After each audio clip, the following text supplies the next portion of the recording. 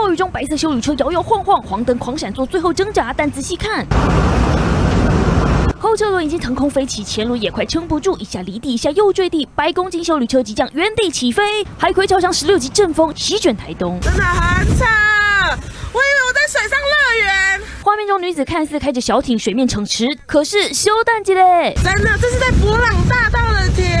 你没听错，这是博朗大道，绿油油的稻田被淹成水蓝蓝的汪洋，水花狂喷溅，窗外仿佛置身海洋世界。网友看傻眼，以为真的在海上，看到后照镜才发现是海上汽车。还有人想问驾驶，请问您开的船是什么牌子的？真的好，船里还有鸭子，这是鸭啦！乘风破浪的姐姐，连鸭子也要闪边。强风大雨让东部灾害频传，奇景连连。我会有冰箱的问题，冰箱离家出走了。大冰箱马路流浪，路口彷徨，让网友看到笑翻，直呼还知道要走斑马线，但另一个家具可没在管交通规则。